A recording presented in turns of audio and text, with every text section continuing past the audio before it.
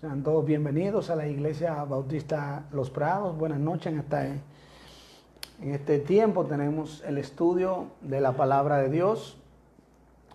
La palabra para estos tiempos. Un estudio que estamos llevando cada miércoles, cada jueves, a partir de las 8 de la noche, a través de Facebook Live e Instagram Live. Le damos la bienvenida a todos los que nos están siguiendo en vivo. Muchos me han dicho que prefieren hacerlo tranquilos y verlo por YouTube. Así que tenemos la audiencia diseminada, y el Instagram es algo que realmente estamos usando desde el tiempo del aislamiento para acá, pero el Facebook ya tenemos mucho tiempo usándolo. Pero gracias al Señor por estas plataformas y por este estudio que nos permite tener, y continuamos estudiando el libro Apocalipsis, viendo las profecías finales de cómo serán los acontecimientos, el hecho de ver, ¿verdad?, lo que estaba aconteciendo y cómo es tan pintoresco de las plagas venideras y las profecías bíblicas, nos llevó a ver qué dijo el Señor Jesucristo. El Señor Jesucristo nos dijo que miremos que nadie nos engañe, porque vendrán muchos en su nombre, y habló que vendrían pestes, pestilencias o vendrían situaciones de enfermedades epidémicas. Las dijo el Señor Jesucristo. Pero ahí donde Él nos habló de eso, nos dio las profecías. Y eso fue en Mateo 24. Los capítulos 24 y 25 de Mateo son llamados el pequeño Apocalipsis. En el libro Apocalipsis, el último libro de la Biblia, entonces está desarrollado todo eso. Y así, de esa manera, llegamos acá a este libro. Aquí en el libro Apocalipsis, cuando entramos y vemos que está dividido el libro en 4 visiones, y la primera visión es dada a las iglesias aquí en la tierra.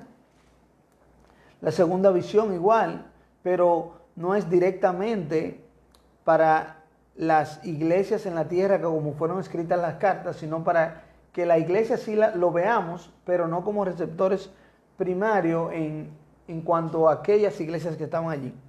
Entonces, en esta segunda visión está en el cielo, Dios está en su trono, y ahí cuando está Dios siendo alabado y adorado, aparece un libro con los acontecimientos finales, que está sellado con 7 sellos. Estos sellos nadie puede quitarlos, sino el Cordero inmolado, que es el Señor Jesucristo. Cuando entonces estos sellos son quitados, vienen entonces el séptimo sello, da paso al toque de 7 trompetas. Tanto los sellos en su mayoría como las trompetas son plagas, cada una de ellas, y catástrofes que vienen cayendo sobre los moradores de la tierra y sobre la tierra. Ahora, cuando llegamos a estas 7 trompetas, así va siendo tocada una a una, y nos lleva a la séptima trompeta. Nos lleva a la séptima trompeta. Cuando nos lleva a esta séptima trompeta, nos recuerda que el tiempo que Él trae, el toque de la séptima trompeta, es el tiempo del fin. Y durante este terrible tiempo del fin, los creyentes en Cristo serán preservados y todo Israel será salvo, como nos muestra el estudio que hemos visto. Estas 7 trompetas constituyen el séptimo sello, o sea que cuando se desató el séptimo sello, se dio paso al toque de las 7 trompetas, o sea que ahí están los sellos. Pero entonces esta séptima trompeta, que ya es tocada, está constituida por el derrame de las 7 copas de ira. O sea que todavía no ha terminado todo, todavía no vemos todo lo que acontece. Y esto nos lleva a nosotros al capítulo 12 del libro Apocalipsis. Y le pido que por favor me acompañen a leer Apocalipsis capítulo 12. Apocalipsis capítulo 12, si tiene una Biblia a mano o un dispositivo, o si solo gusta escuchar mientras leo. Voy a leer el capítulo completo de Apocalipsis, que tiene 17 versos. Apocalipsis capítulo 12, el último libro de la Biblia. Y aquí vemos esta historia interesante de que nos cuenta Juan de esa visión y cómo eso encaja dentro de los tiempos finales y los detalles que nos da. Dice el verso 1 de Apocalipsis 12, apareció en el cielo una gran señal, una mujer vestida del sol, con la luna debajo de sus pies y sobre su cabeza una corona de 2 estrellas. Y estando encinta, clamaba con dolores de parto, en la angustia del alumbramiento. También apareció otra señal en el cielo. He aquí un gran dragón escarlata, que tenía 7 cabezas y 10 cuernos, y en sus cabezas 7 diademas, y su cola arrastraba la tercera parte de las estrellas del cielo, y las arrojó sobre la tierra. Y el dragón se paró frente a la mujer que estaba para dar a luz, a fin de devorar a su hijo tan pronto como naciese. Y ella dio a luz un hijo varón, que regirá con vara de hierro a todas las naciones. Y su hijo fue arrebatado para Dios y para su trono. Y la mujer huyó al desierto, donde tiene lugar preparado por Dios, para que allí la sustenten por 1260 días. Después hubo una gran batalla en el cielo. Miguel y sus ángeles luchaban contra el dragón, y luchaban el dragón y sus ángeles. Pero no prevalecieron, ni se halló ya lugar para ellos en el cielo.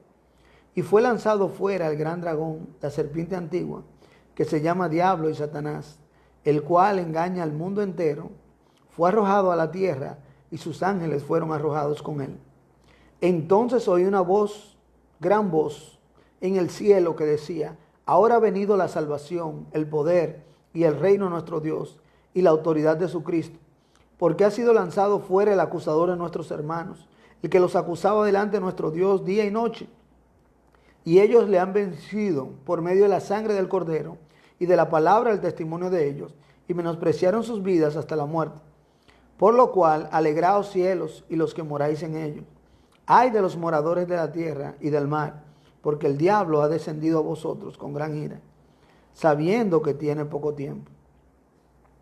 Y cuando vio el dragón que había sido arrojado a la tierra, persiguió a la mujer que había dado a luz al hijo varón, y se le dieron a la mujer las 2 alas de la gran águila, para que volase delante de la serpiente al desierto, a su lugar, donde es sustentada por un tiempo y tiempos, y la mitad de un tiempo. Y la serpiente arrojó de su boca tras la mujer agua como un río, para que fuese arrastrada por el río. Pero la tierra ayudó a la mujer, pues la tierra abrió su boca y tragó el río que el dragón había echado de su boca. Entonces el dragón se llenó de ira contra la mujer, y se fue a hacer guerra contra el resto de la descendencia de ella, los que guardan los mandamientos de Dios y tienen el testimonio de Jesucristo.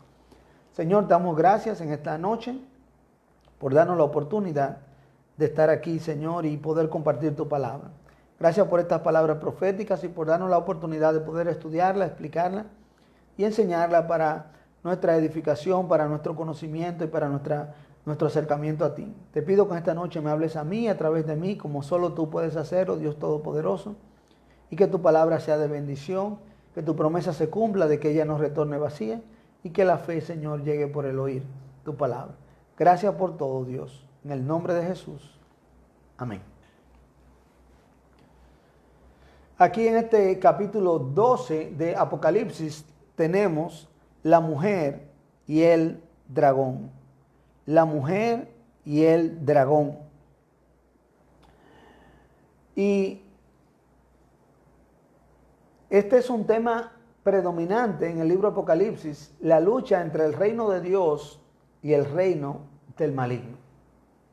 El Nuevo Testamento enseña que los creyentes sufrirán tribulación. El Señor Jesucristo lo dijo de la siguiente manera en Juan 16:33. En el mundo tendréis aflicción, pero confiad, yo he vencido al mundo. También Dios nos dice a través del apóstol Pablo en el libro de Hechos, el capítulo 14, verso 22, es necesario que a través de muchas tribulaciones entremos en el reino de Dios. A través de Pablo, porque él era quien estaba hablando en este momento, no quien escribió este libro. Así que esa es la historia de la iglesia, esa es la profecía de la iglesia, ese es el conocimiento que la iglesia tiene desde su principio y desde que cada uno cree en Cristo y lee la palabra, ve esta realidad.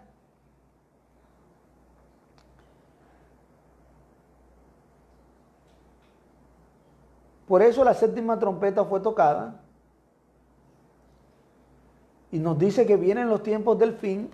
O sea, en esta profecía ya nos va a enseñar cuáles son los tiempos del fin, pero antes del fin vemos en detalle la aparición del anticristo y sus esfuerzos para destruir la iglesia. Eso es lo que vemos en la palabra, y eso es lo que entonces se esfuerza en detallar aquí para que podamos nosotros entender lo que va a seguir. La persecución de la iglesia es la manifestación de la batalla espiritual de toda la historia.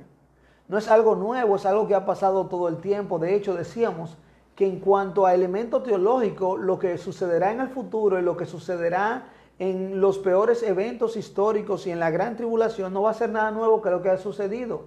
Siempre el poder del maligno ha estado detrás de toda autoridad y con el interés de destruir y hacer daño al pueblo de Dios. Por lo tanto, Apocalipsis 12, donde estamos, explica de manera mitológica la guerra espiritual de todos los siglos.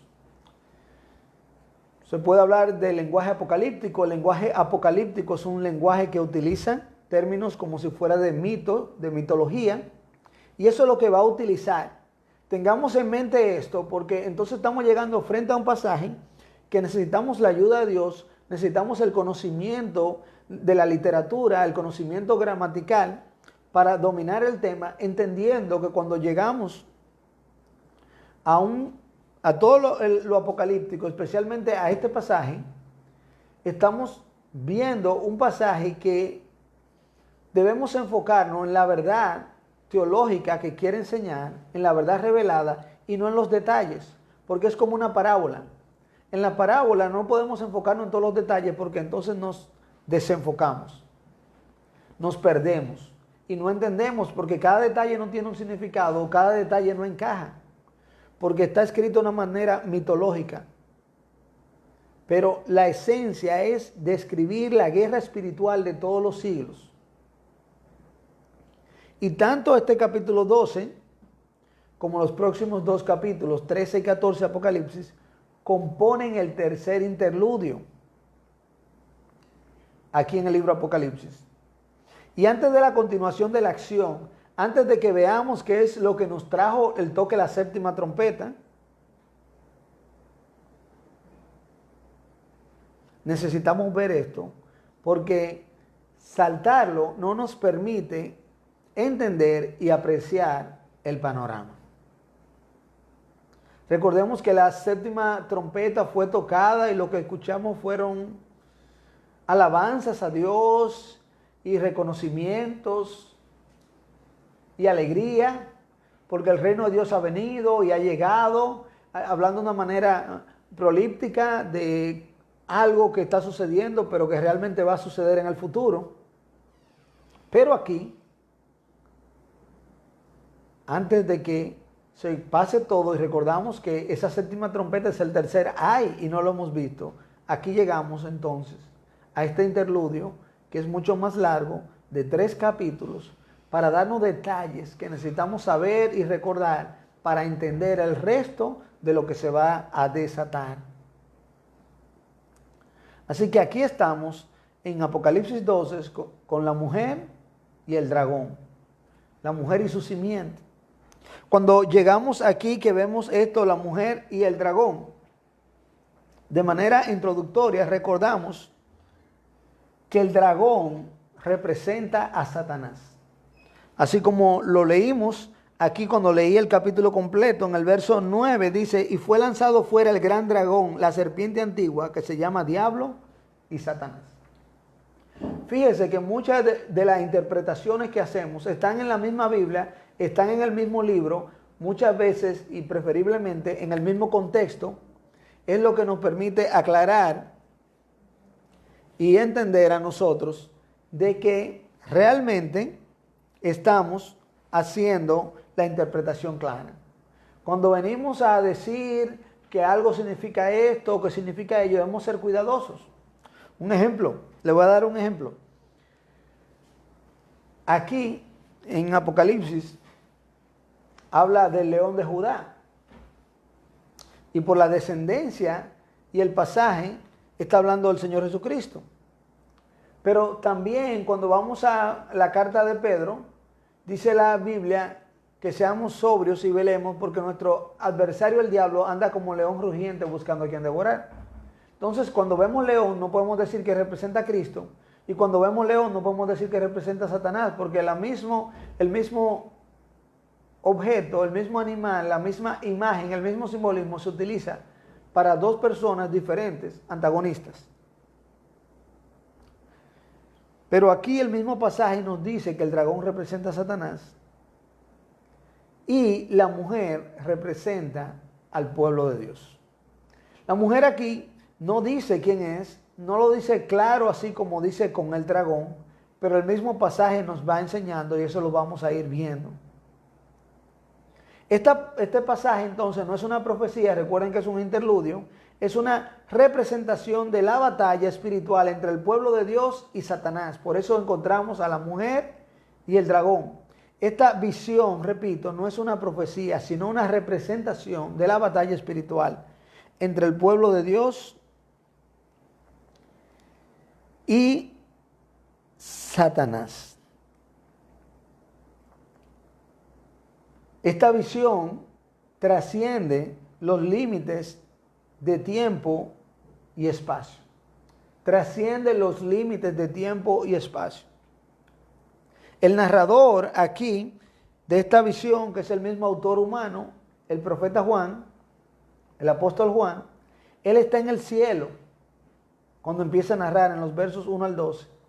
Pero de repente se encuentra en la tierra en los versos 13 al 17. No vemos el cambio, sino simple y llanamente él llegó y está ahí.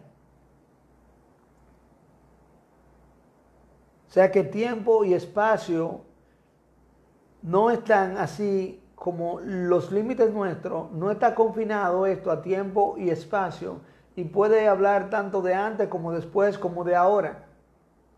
Porque recordemos que está en un lenguaje mitológico, en un lenguaje simbólico y tiene una idea central: presentar la batalla espiritual del pueblo de Dios y el maligno. Entramos a nuestro pasaje y dice el verso 1 de Apocalipsis 12: apareció en el cielo una gran señal, una mujer vestida del sol, con la luna debajo de sus pies y sobre su cabeza una corona con 12 estrellas.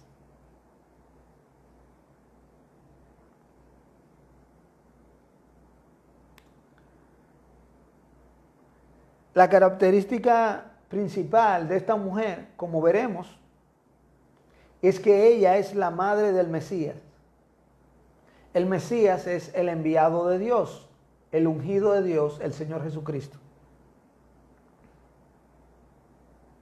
Si solo nos quedamos ahí pensando en esta mujer, mira el Instagram por favor. Si nos quedamos solo ahí pensando en esta mujer, podemos pensar en que puede ser María. Pero si seguimos leyendo el pasaje, podríamos pensar en la nación de Israel, porque en el libro de Isaías, capítulo 26, verso 17, Miqueas 4:10, vemos a Israel como una mujer de parto. Sin embargo, vemos que esta mujer, que es la madre del Mesías, también es la madre de la descendencia del Mesías. En el verso 17 de aquí Apocalipsis 12 nos dice: Entonces el dragón se llenó de ira contra la mujer y se fue a hacer guerra contra el resto de la descendencia de ella.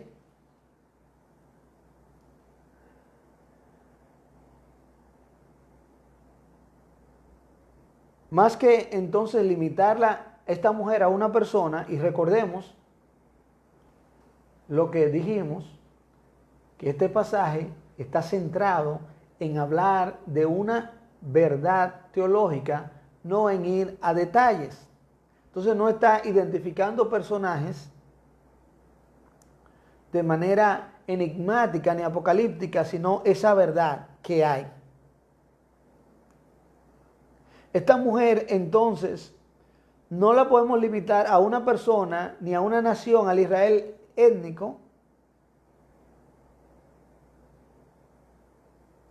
porque debemos verla en un sentido más amplio. Ella es la madre y al mismo tiempo es la misma descendencia de Cristo. Por lo tanto, esta mujer representa el pueblo de Dios. Representa el pueblo de Dios. En Gálatas 4:26 nos dice la Biblia, la Jerusalén de arriba, la cual es madre de todos nosotros, es libre.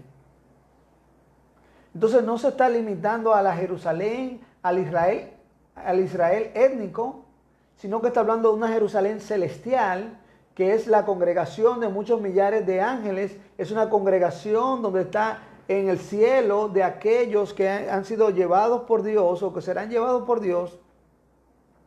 Entonces la Jerusalén celestial es el pueblo de Dios en el cielo, la madre de todo el pueblo de Dios en la tierra. Es como un todo en todo. Por eso le dijimos, no nos volvamos locos con los detalles. La Jerusalén celestial, el pueblo de Dios en el cielo, es la madre de todo el pueblo de Dios en la tierra. Es la manera simbólica aquí. Esto está diciendo que el mismo pueblo es la misma madre, porque en esencia, la madre de este Mesías, o a raíz de quién viene el Mesías, así que debemos entenderlo. Y no a raíz de qué, sino la razón, mejor dicho, por la cual viene el Mesías. Entonces, con esta razón, entendemos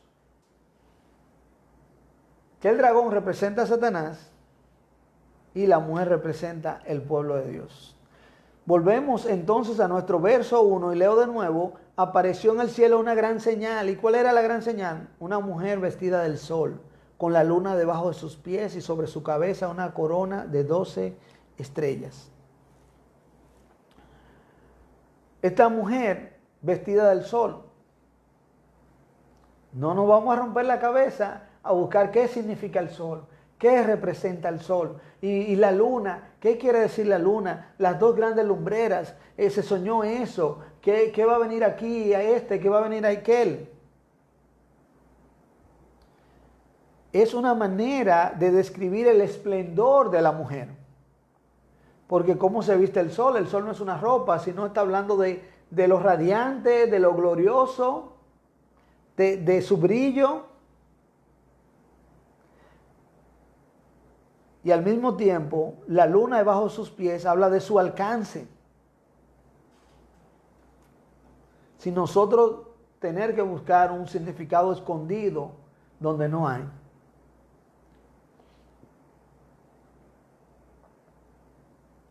Y su cabeza tenía una corona de 12 estrellas.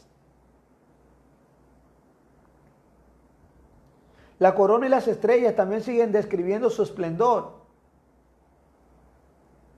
Está toda gloriosa esta mujer. Y así es el pueblo de Dios, así es la iglesia, toda gloriosa delante de Dios. No porque nosotros seamos buenos, sino más bien porque la sangre de Cristo nos emblanquece, nos perdona todos nuestros pecados y nosotros podemos, siendo cubiertos nuestros pecados, resplandecer.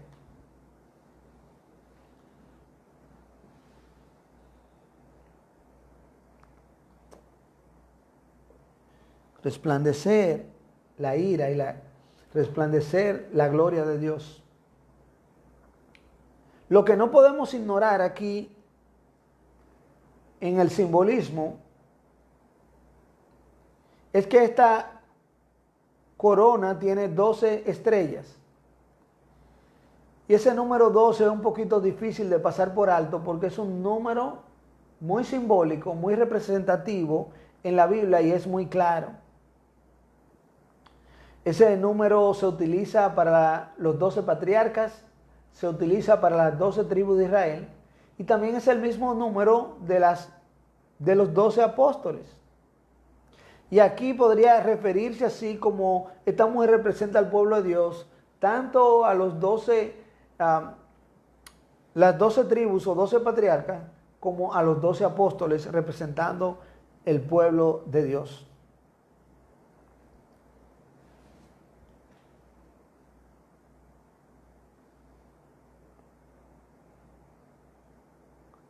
Dice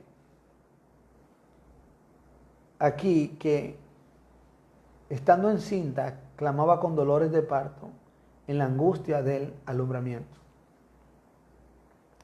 El lenguaje literario sugiere que la interpretación de los elementos sea simbólico y se busque el significado principal. Pues no podemos tomar el nacimiento del Mesías como el hecho histórico de su encarnación o su arrebatamiento al cielo como la ascensión histórica.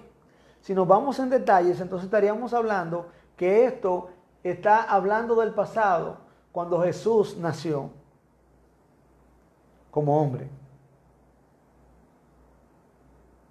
El Antiguo Testamento, como ya mencionamos, sugiere a Israel como una mujer con dolores de parto, aunque, como hemos dicho, no se refiere al nacimiento virginal del Señor Jesucristo aquí.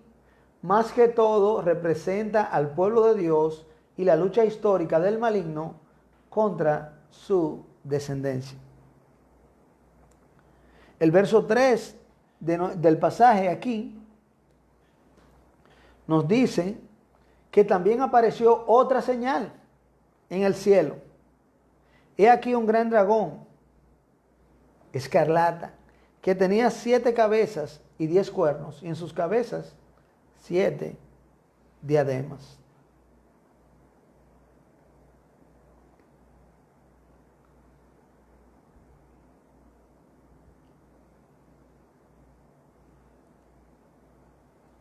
Este dragón en el verso 9 es identificado como Satanás.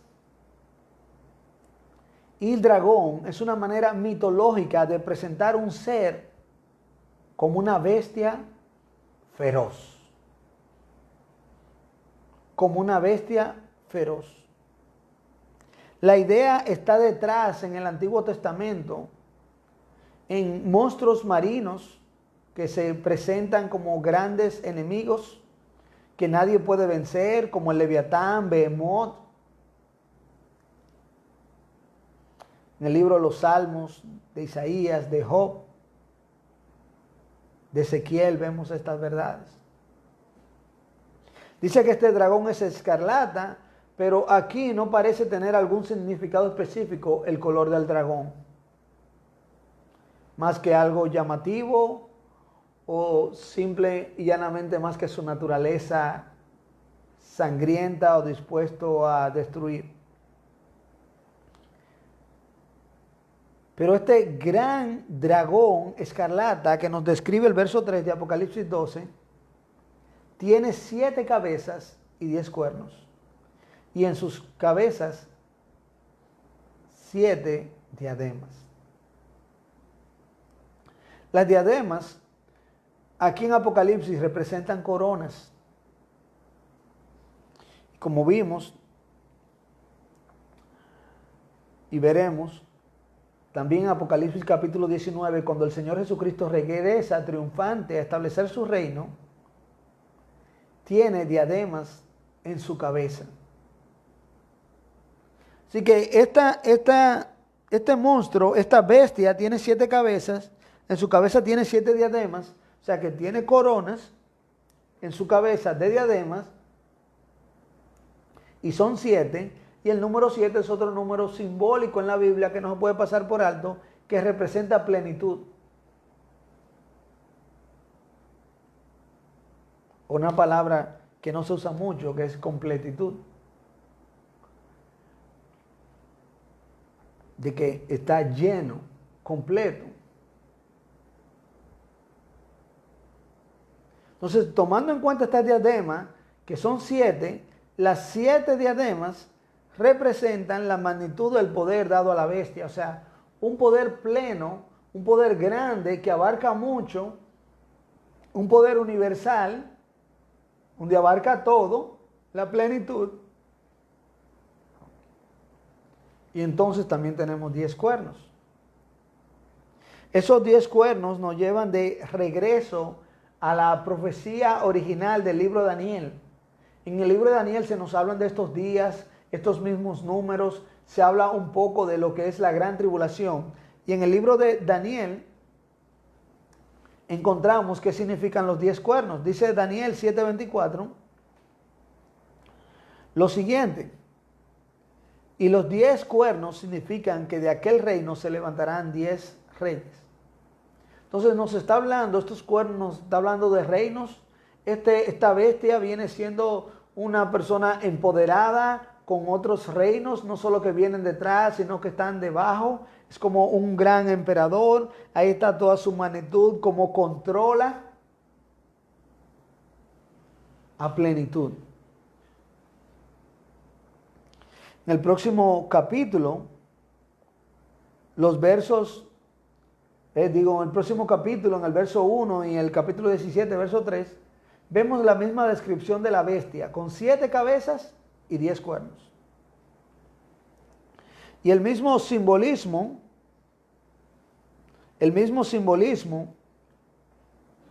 es percibido de manera inmediata aquí. Porque cuando nosotros nos ponemos a calcular los detalles, vemos que hay 7 cabezas y 10 cuernos. Entonces decimos, un cuerno en cada cabeza, quedan 3 cuernos. Entonces hay 3 que tienen 2, o hay una que tiene 4 y las demás tienen 1. ¿Cómo es eso? No importa. Porque más que representarnos o darnos un detalle gráfico de la bestia, es una ilustración de su poder. Verso 4.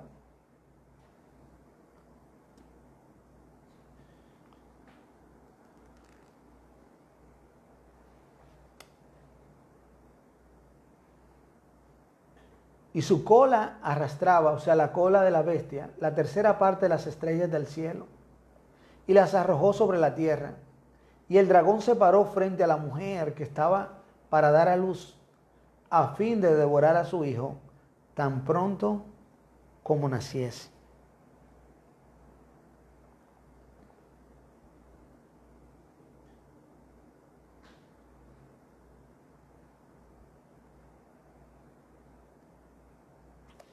Esto aquí no es un simbolismo que se refiere a la primera batalla espiritual, la primera batalla celestial de la caída de Satanás, aunque este pasaje parezca implicarlo así cuando uno viene, pero es cuando ya uno viene con conocimiento prejuiciado. Porque el que viene y lee Apocalipsis sin haber leído otras cosas o escuchado otras cosas no ve nada más ahí. Yo le doy gracias al Señor que pude leer Apocalipsis la primera vez sin tener mucho conocimiento extra y pude ver el libro así como está. Porque a veces uno viene con tantas cosas ya en la cabeza que se le hace un poco difícil leerlo sin prejuicios. Aquí entonces no está hablando de esa batalla primaria. Como dijimos, es una ilustración. Y aquí lo que nos está hablando la fuerza que lleva consigo esta bestia. Que su cola arrastra la tercera parte de las lumbreras celestiales.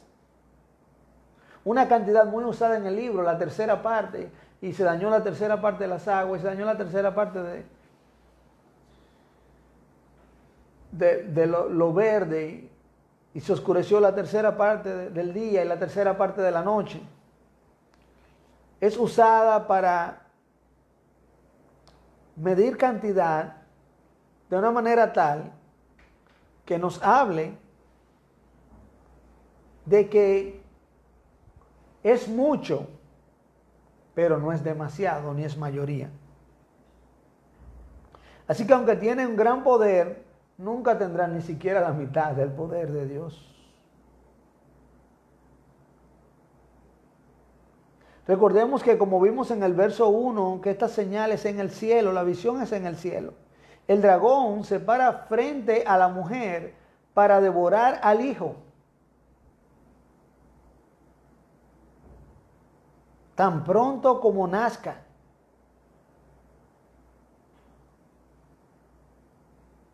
Por eso les digo, no podemos entrarnos en los detalles, porque si el dragón está ahí frente a la mujer, la pregunta de nosotros es, ¿por qué tiene que esperar que nazca el hijo para destruirlo y no destruye a la mujer y ya ahí destruye el hijo? Porque es algo simbólico, está de una manera mitológica, y la idea es que el maligno trata de frustrar el plan de Dios, y el plan de Dios es que venga el Mesías. ¿Y por qué decimos que este hijo es el Mesías? Bueno, el verso 5 dice, y ella dio a luz, aquí mismo Apocalipsis 12, ella dio a luz un hijo varón. Mire el énfasis que dice, un hijo varón. No un hijo varón. Es verdad, parece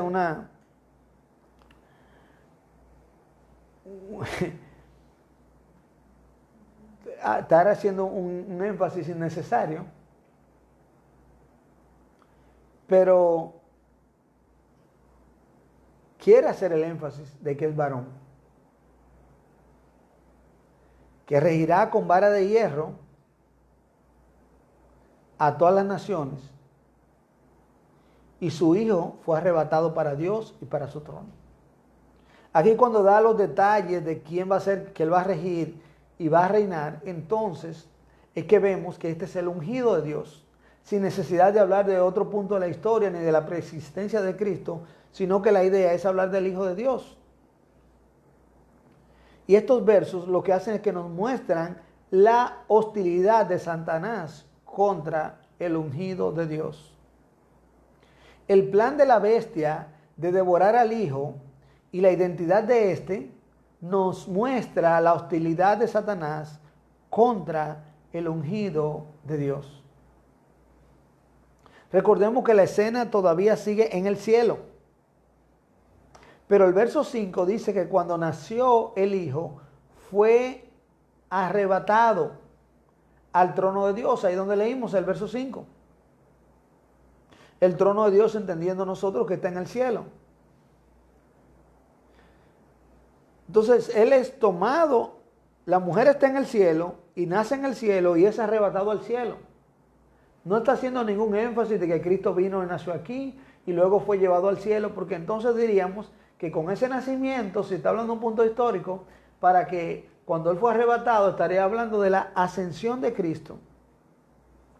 Pero la ascensión de Cristo fue luego la crucifixión, y aquí es tomado tan pronto nace. Cuando Cristo asciende después de la crucifixión, es porque Él ha muerto, pero Él murió. Él asciende porque no solo murió, sino que también resucitó. Y con esa resurrección, Él sella su victoria sobre el enemigo.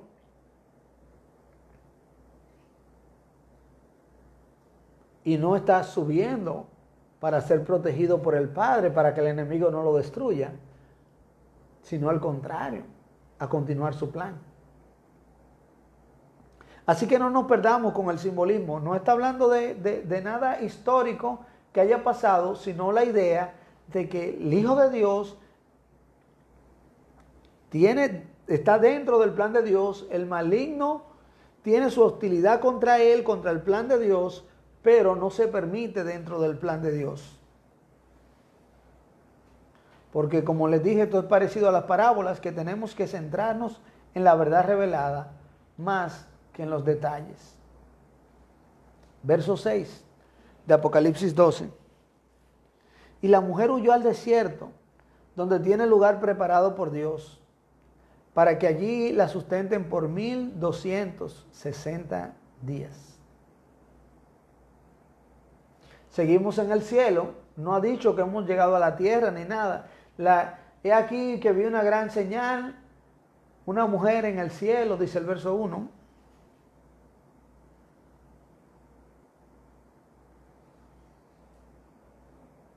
Apareció en el cielo esta señal. Entonces, en el cielo, la mujer huye al desierto. No hay ninguna indicación de que haya cambiado la tierra. Así que Dios tiene un lugar de protección para la mujer, así como tiene un lugar de protección para el hijo, donde ella es sustentada por 1260 días. Los que han podido seguir el estudio, recuerdan que este número 1260 es un número muy interesante que ya se ha repetido varias veces en Apocalipsis. Y si no, no importa, 1260 es equivalente a 3 años y medio. Si el año se calcula a calendario lunar de 360 días, son 3 años y medio. Y nuevamente se repiten estos 3 años y medio, que son por primera vez dados estos días allá en el libro de Daniel, el capítulo 7, y luego son recordados aquí en el capítulo 11 de Apocalipsis. Estos 3 años y medio son el tiempo del poder del maligno, donde tendrá esta plenitud descrita aquí por sus cabezas y sus coronas y sus cuernos, especialmente sus últimos días. Aquí entonces la mujer, en representación del pueblo de Dios, es guardada por Dios tal y como será en el tiempo de la tribulación. Esa visión en el cielo es una representación de lo que Dios hace en la tierra, donde el pueblo de Dios es preservado por Dios independientemente de la hostilidad y la ira del maligno. Nos dice el verso 7, después hubo una gran batalla en el cielo. Miguel y sus ángeles luchaban contra el dragón, y luchaban el dragón y sus ángeles. Verso 8, pero no prevalecieron, ni se halló ya lugar para ellos en el cielo. El enfoque, recordemos el enfoque que vemos aquí.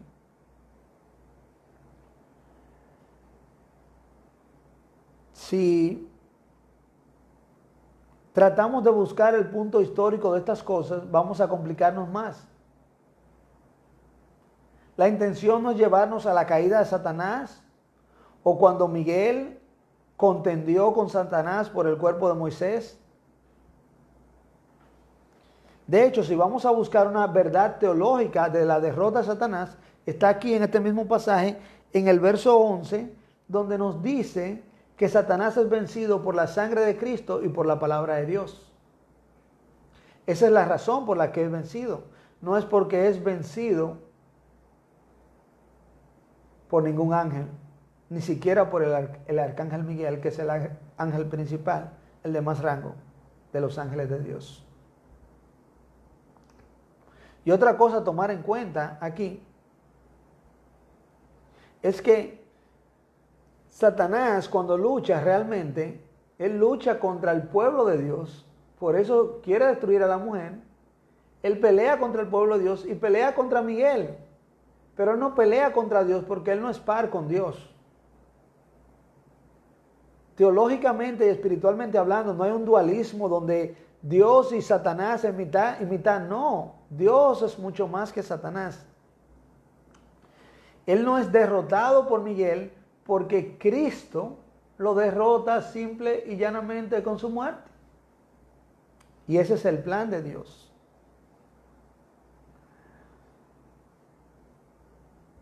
Pero el punto aquí no es cuándo ni cómo Satanás es derrotado, sino que el punto es que él es derrotado. El enfoque de la lucha angelical en el cielo es que Satanás es vencido. Y eso es lo que Dios nos recuerda a nosotros, y es que lo que quiere que sepamos, porque llegarán días peores, llegarán dificultades, habrá una gran tribulación, pero aunque Él se empodere, aunque su poder esté a plenitud, aunque haya persecución contra el pueblo de Dios, ya Él ha sido vencido. Y dice el verso 9, y por hoy vamos a terminar con este verso. Y fue lanzado fuera el gran dragón, la serpiente antigua que se llama Diablo y Satanás, el cual engaña al mundo entero. Fue arrojado a la tierra y sus ángeles fueron arrojados con él. Sus ángeles fueron arrojados con él. La palabra Satanás viene de una raíz hebrea que significa adversario. Y también se aplica a él como el enemigo que acusa a la humanidad delante de Dios. En la traducción del hebreo al griego, se traduce Satanás como diablo, que también es acusador o adversario, pero la palabra diablo, en griego, diabolos, significa literalmente calumniador. La idea detrás de que Satanás es arrojado a tierra es que ya su poder engañador y acusador sobre los creyentes perdió su fuerza. La idea de que Satanás es arrojado a tierra es que ya su poder engañador y acusador sobre los creyentes perdió su fuerza.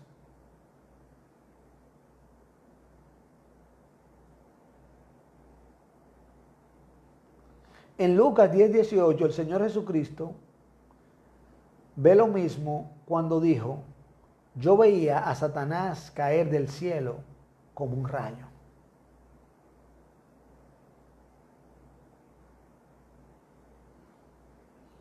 Debemos recordar lo que hemos venido a Cristo, que nosotros hemos sido perdonados por Dios, por la sangre de Cristo. Él es nuestro abogado, nos dice la palabra de Dios. La primera carta de Juan capítulo 2, verso 1, y Él nos defiende. Su sangre cubre nuestros pecados y el maligno ya no puede acusarnos. Y no solo eso, sino que también aquí recordamos con esta mujer y su descendencia que representan al pueblo de Dios,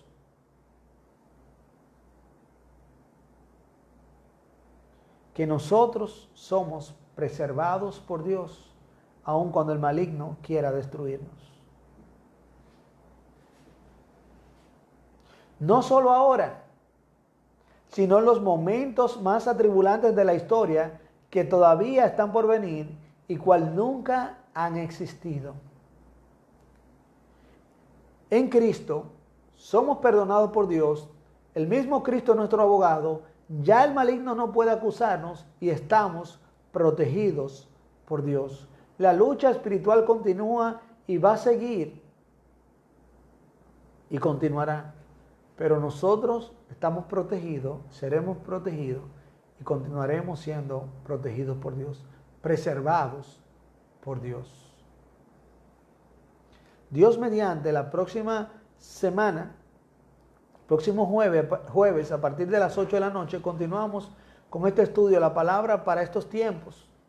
La palabra para estos tiempos. Y vamos a continuar con los versos que restan del capítulo 12 y seguimos avanzando para que podamos llegar y entender lo que va a pasar con las 7 copas de ira que vienen como el contenido del toque de la 7ª trompeta. Gracias por estar con nosotros en la Iglesia Bautista Los Prados. También les invitamos a que este domingo esté con nosotros a partir de las 11 de la mañana por estos mismos medios con otra serie muy interesante que se llama Victoria Asegurada. Cómo vivir a la luz de lo que Dios nos ha hecho más que vencedores. Dios les continúe bendiciendo.